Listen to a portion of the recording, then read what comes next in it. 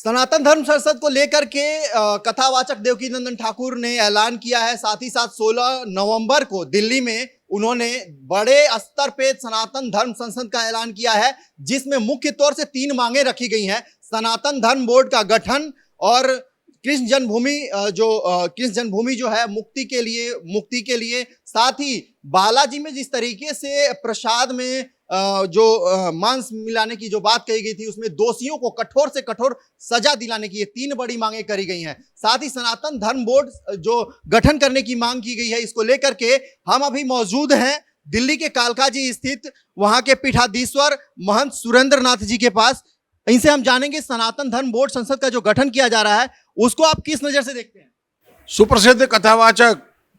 देवकीनंदन ठाकुर जी के द्वारा सनातन धर्म बोर्ड की मांग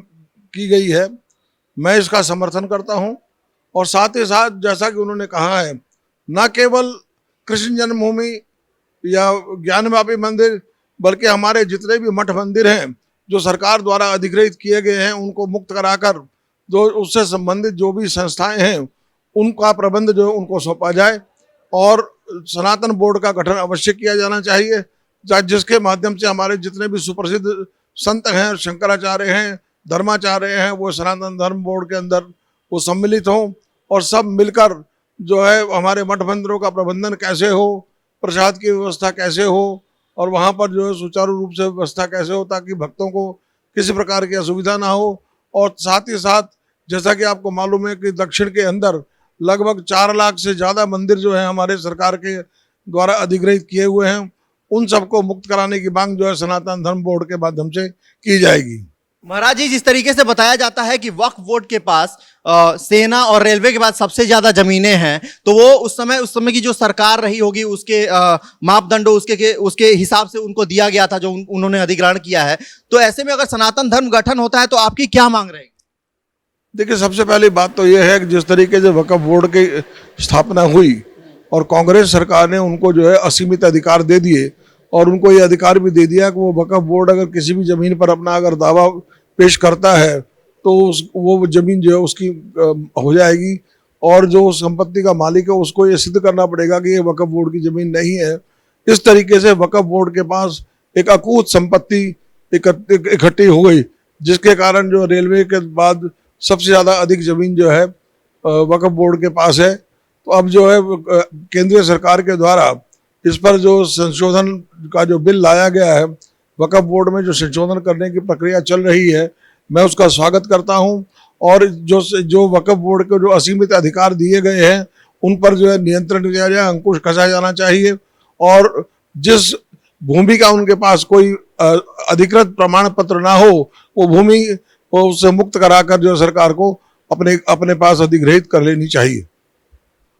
जो सबसे बड़ी मांग है कि सनातन बोर्ड जो मठ मंदिर जितने भी देश के हमारे सनातन के मठ मंदिर हैं उनका जो आय होता है वो सनातन बोर्ड को जाए, सरकार में इसका हस्तक्षेप नहीं रहे। अगर इस सनातन के मंदिरों पे उसके आय पे मंदिरों से हो रहे आय पे अगर सनातन बोर्ड का अगर अधिकार रखा, जिस तरीके से मस्जिदों के आय पे जिस तरीके से सरकार का कोई हस्तक्षेप नहीं होता है, अगर मंदिरों पे हो जाए तो आप कैसे देखते हैं सनातन के लिए कितना सफल रहेगा? देखिए, ये बहुत ही स्वागत योग्य कदम है। इसके लिए जितनी प्रशंसा की जाए वो कम है।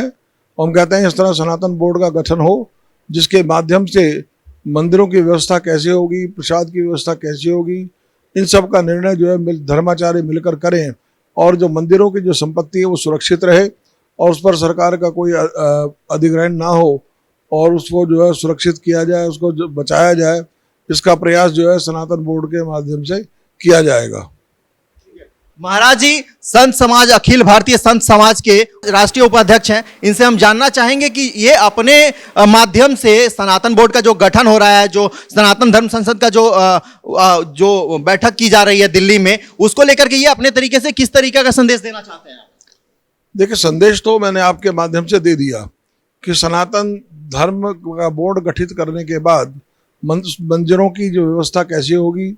उसकी संपत्ति का संरक्षण कैसे होगा, इन सब का जो निर्णय है जो हमारे जो धर्माचार्य हैं उनके द्वारा किया जाए, ना कि सरकार के द्वारा। महाराज जी, एक बात बताइए, जिस तरीके से देश में वक्फ बोर्ड है तो वक्फ बोर्ड का खत्म होना जरूरी है सनातन के लिए, या सनातन बोर्ड का गठन? देखिए, अगर वक्फ बोर्ड को समाप्त नहीं भी किया जाता है तो वक्फ बोर्ड को जो असीमित अधिकार दिए गए हैं उन पर अंकुश लगाना जो है बहुत अनिवार्य है, ताकि जो